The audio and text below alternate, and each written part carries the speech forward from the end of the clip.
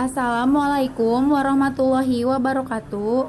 Perkenalkan, kami dari kelompok 5 akan membahas mengenai ketahanan nasional yang beranggotakan Citra, Nurtriana, Amanullah, Kamilia, Aruni, Elsa, Dia, dan Regita. Selanjutnya, kita lanjut membahas materi definisi ketahanan. Definisi ketahanan nasional. Ketahanan nasional adalah kondisi yang harus dimiliki dalam semua aspek kehidupan, bermasyarakat, berbangsa, dan bernegara dalam wadah negara kesatuan Republik Indonesia. Assalamualaikum warahmatullahi wabarakatuh. Perkenalkan, nama saya Nutriana Oktarisa, NPM saya 1950356. Di sini saya akan menjelaskan pokok-pokok pikiran ketahanan nasional. Yang pertama, manusia berbudaya. Manusia dikatakan sebagai makhluk yang sempurna karena memiliki akal, naluri, dan berbagai keterampilan. Karena itu manusia yang gak berbudaya akan selalu mengadakan hubungan yang pertama, dengan Tuhan disebut agama. Yang kedua, dengan cita-cita disebut ideologi. Yang ketiga, dengan kekuatan atau kekuasaan disebut politik. Yang keempat, dengan pemenuhan kebutuhan disebut ekonomi. Yang kelima, dengan manusia disebut sosial. Yang keenam, dengan rasa keindahan disebut seni atau budaya. Yang ketujuh, dengan pemanfaatan alam disebut iptek. Dan yang terakhir, dengan rasa aman disebut pertahanan dan keamanan. Tujuan nasional, falsafah bangsa, dan ideologi negara. Tujuan yang pertama ini, tujuan nasional menjadi pokok pikiran dalam ketahanan nasional karena sebuah negara akan selalu berhadapan dengan masalah internal dan eksternal dalam proses mencapai tujuan yang telah ditetapkan. Nah, yang berikutnya, falsafah dan ideologi juga menjadi pokok pikiran. Hal ini tampak dalam makna falsafah dalam pembukaan Undang-Undang 1945 yang berbunyi sebagai berikut. Yang alinea pertama menyebutkan bahwa sesungguhnya kemerdekaan itu ialah hak segala bangsa. Dan oleh sebab itu, maknanya kemerdekaan adalah hak semua bangsa. Alinea kedua menyebutkan, perjuangan kemerdekaan Indonesia telah sampailah kepada saat yang berbahagia. Maknanya, adanya masa depan yang harus diraih cita-cita. Alinea ketiga menyebutkan, atas berkat rahmat Allah yang Maha Kuasa dan dengan didorong oleh keinginan luhur.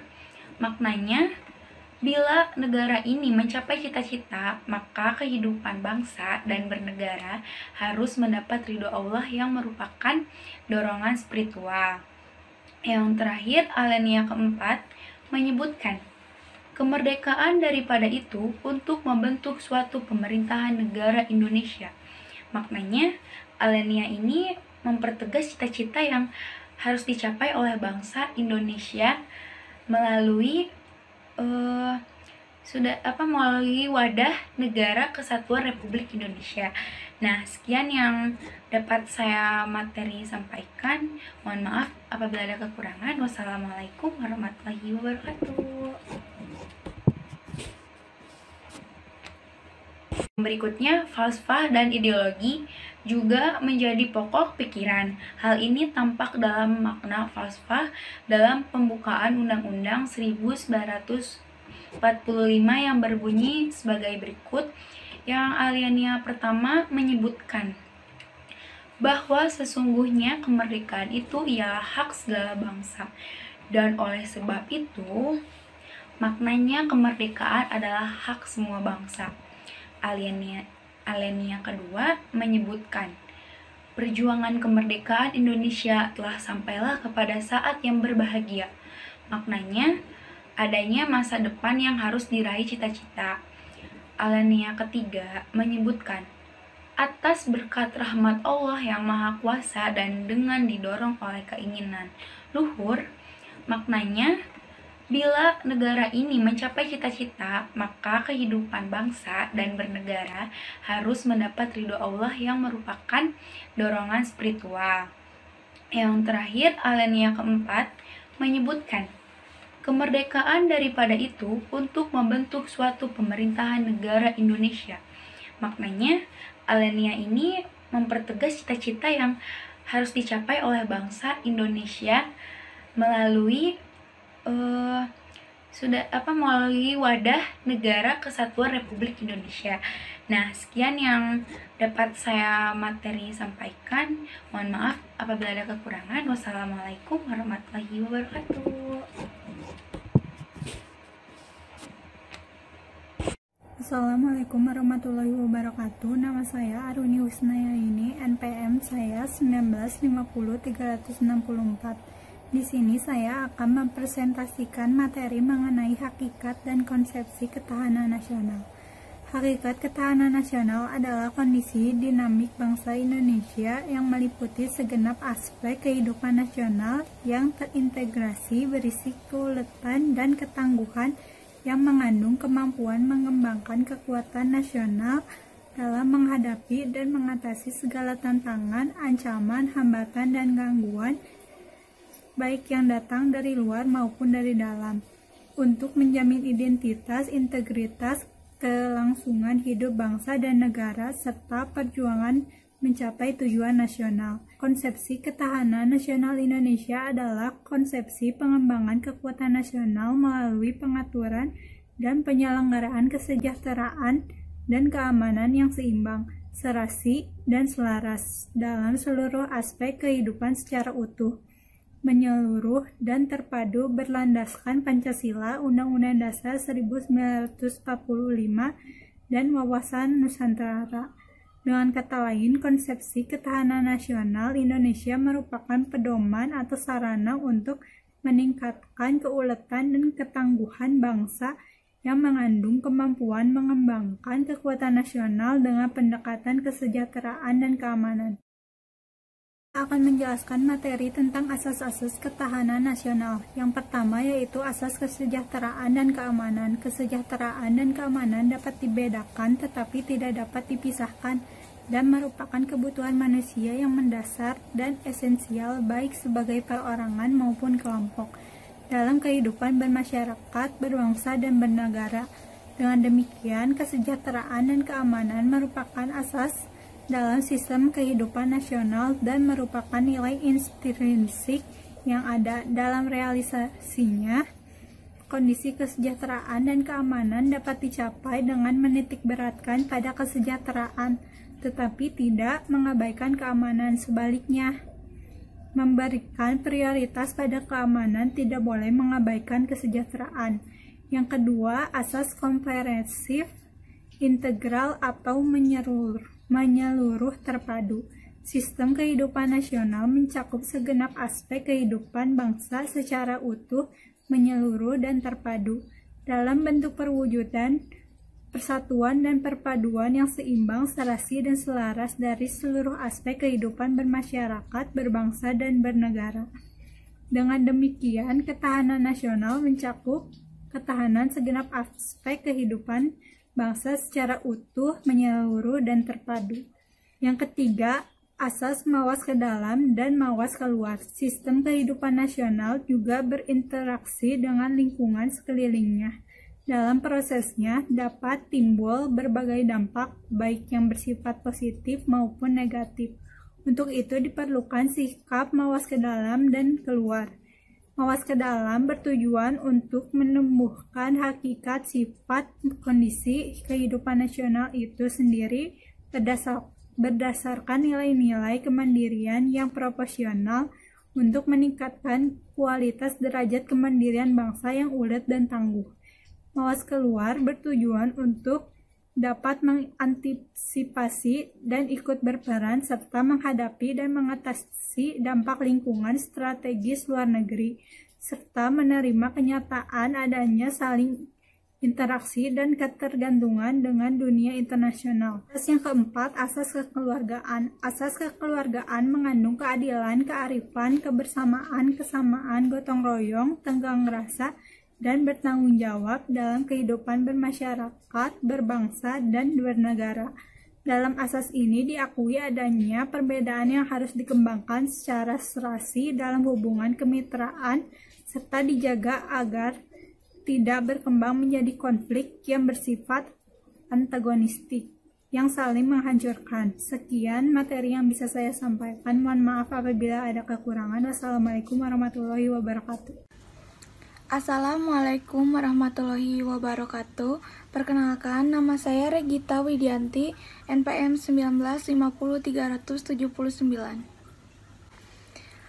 Saya akan menjelaskan tentang sifat ketahanan nasional Indonesia. Ketahanan nasional biasanya memiliki sifat yang terbentuk dari nilai-nilai yang terkandung dalam landasan dan asas-asasnya, yaitu seperti yang ke-1, mandiri. Mandiri biasanya percaya pada kemampuan dan kekuatan sendiri, serta pada keuletan dan keangguhan, yang mengandung prinsip tidak mudah menyerah dengan tumpuan pada identitas, integritas, dan kepribadian bangsa. Dengan kemandirian atau independen, itu merupakan persyaratan untuk menjalin kerjasama yang saling menguntungkan dalam perkembangan global atau interdependen. Yang kedua ada dinamis. Dinamis atau ketahanan nasional biasanya tidaklah tetap, karena ia dapat meningkat atau menurun tergantung pada situasi dan kondisi bangsa, negara, serta lingkungan strategisnya. Hal ini sesuai dengan hakikat dan pengertian bahwa segala sesuatu di dunia ini senantiasa berubah. Karena itu, upaya peningkatan ketahanan nasional haruslah selalu diorientasikan ke masa depan, dan dinamikanya diarahkan untuk pencapaian kondisi kehidupan nasional yang lebih baik. Yang ketiga, wibawa. Keberhasilan pembinaan ketahanan nasional Indonesia secara berkelanjutan dan berkesinambungan akan meningkatkan kemampuan dan kekuatan bangsa. Makin tinggi tingkat ketahanan nasional Indonesia, makin tinggi pula nilai kewibawaan dan tingkat daya tangkal yang dimiliki oleh bangsa dan negara Indonesia. Dan yang keempat, yaitu ada konsultasi dan kerjasama. Konsepsi ketahanan nasional Indonesia tidak mengutamakan sikap konfrontatif dan antagonistis, karena dengan begitu tidak mengandalkan kekuasaan dan kekuatan fisik semata, tetapi lebih pada sikap konsultatif dan kerjasama, serta saling menghargai dengan mengandalkan pada kekuatan moral dan kepribadian bangsa. Selanjutnya ada pengaruh aspek ketahanan nasional terhadap kehidupan berbangsa dan bernegara. Berdasarkan rumusan pengertian ketahanan nasional dan kondisi kehidupan nasional Indonesia adalah merupakan gambaran dari kondisi sistem atau tata kehidupan nasional dalam berbagai aspek pada saat tertentu. Biasanya, tiap aspek di dalam tata kehidupan nasional relatif berubah menurut waktu, ruang lingkungan, terutama pada aspek-aspek dinamis, sehingga interaksinya menciptakan kondisi umum yang amat sulit dipantau karena sangat kompleks. Konsepsi ketahanan nasional akan menyangkut hubungan antar aspek yang mendukung kehidupan, yaitu yang pertama ada aspek yang berkaitan dengan alam bersifat statis yang meliputi aspek geografis, aspek kependudukan, dan sumber kekayaan alam. Yang kedua ada aspek yang berkaitan sosial bersifat dinamis yang meliputi aspek ideologi, aspek politik, aspek sosial, budaya, dan aspek pertahanan dan keamanan. Assalamualaikum warahmatullahi wabarakatuh. Perkenalkan, saya Diana Fisa Muflihani, NPM 195030071. Di sini saya akan menjelaskan pengaruh aspek ideologi. Jadi, ideologi adalah suatu sistem nilai sekaligus kebulatan ajaran yang mengandung konsep dasar tentang kehidupan yang dicita-citakan oleh suatu bangsa. Secara teori, suatu ideologi bersumber dari suatu aliran pikiran atau falsafah dan merupakan pelaksanaan dari falsafah itu sendiri. Ideologi besar yang ada di dunia yang pertama yaitu liberalisme. Liberalisme yaitu aliran pikiran seseorang atau individual. Aliran pikiran ini mengajarkan bahwa negara adalah masyarakat hukum yang disusun atas kontrak semua individu dalam masyarakat itu. Yang kedua ada komunisme. Komunisme termasuk ke dalam aliran pikiran teori golongan atau kelas teori yang diajarkan oleh Karl Marx, Engels, dan Lenin. Aliran ini beranggapan bahwa negara adalah susunan golongan kelas untuk menindas kelas lain.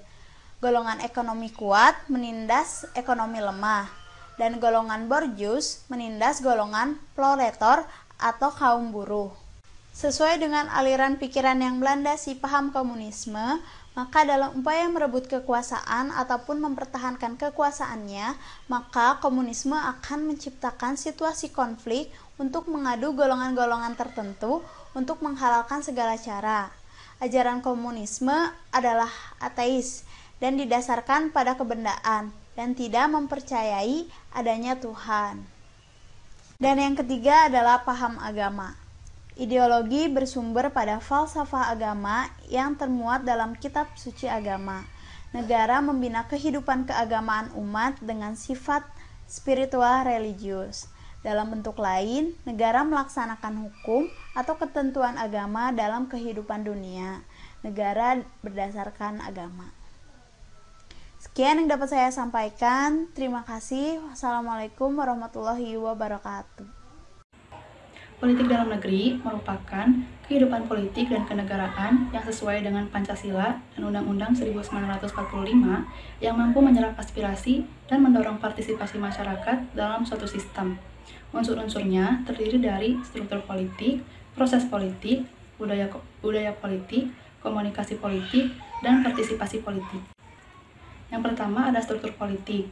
Struktur politik merupakan wadah penyaluran kepentingan masyarakat dan sekaligus wadah pengkaderan pimpinan nasional.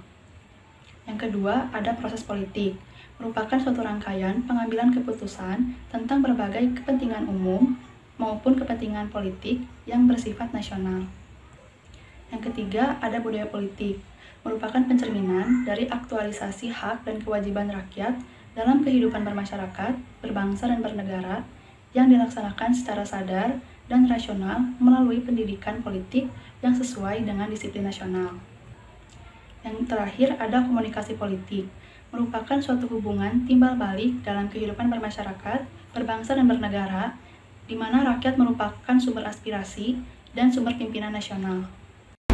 Politik luar negeri. Politik luar negeri adalah salah satu sarana pencapaian kepentingan nasional dalam pergaulan antar bangsa. 1. Sebagai bagian integral dari strategi nasional. Politik luar negeri merupakan proyeksi kepentingan nasional dalam kehidupan antar bangsa. 2. Garis politik luar negeri. Politik luar negeri adalah bebas dan aktif.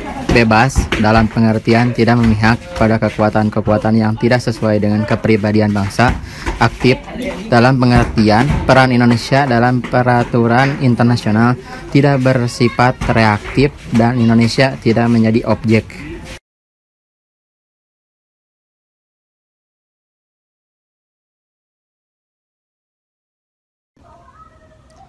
Ketahanan pada aspek politik.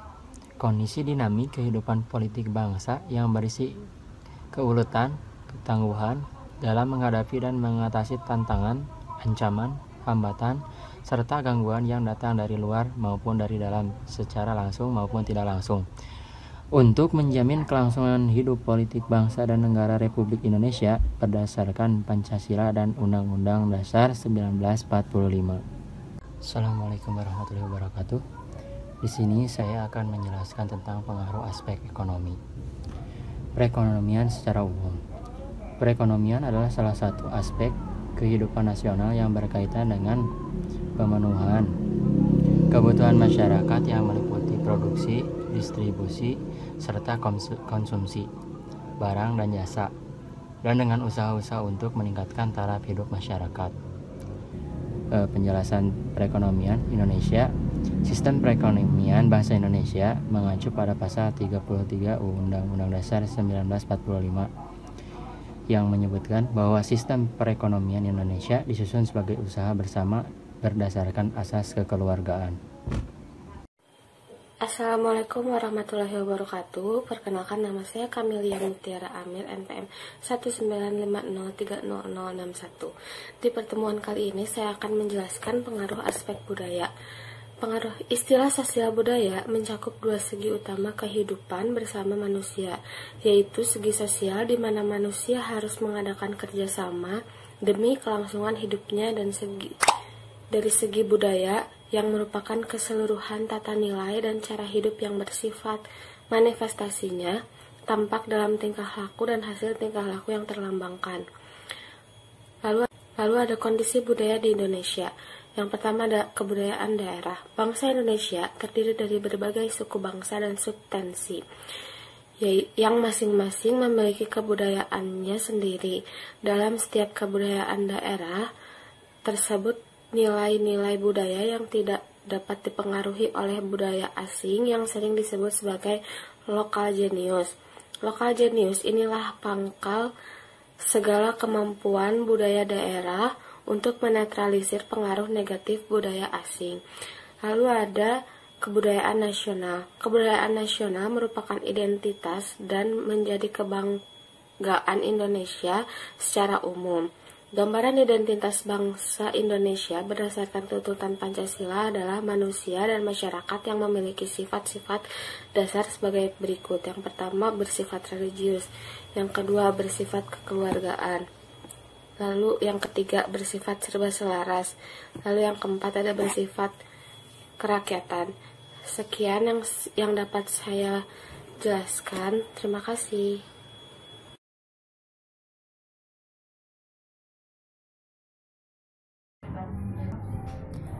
Pengaruh aspek pertahanan dan keamanan. 1.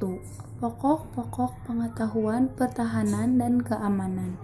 Pertahanan dan keamanan negara Republik Indonesia dilaksanakan dengan menyusun, mengerahkan, dan menggerakkan seluruh potensi nasional, termasuk kekuatan masyarakat di seluruh bidang kehidupan nasional secara terintegrasi dan terkoordinasi. Yang kedua, postur kekuatan pertahanan dan keamanan. Postur kekuatan Hankam mencakup struktur kekuatan, tingkat kemampuan, dan gelar kekuatan. Terdapat 4 pendekatan yang digunakan untuk membangun postur kekuatan Hankam, yaitu pendekatan ancaman, misi, kewilayahan, dan politik. Assalamualaikum warahmatullahi wabarakatuh. Nama saya Citra Mawadah, NPM 1950-355. Di sini saya akan menjelaskan tentang ketahanan dan keberhasilan nasional.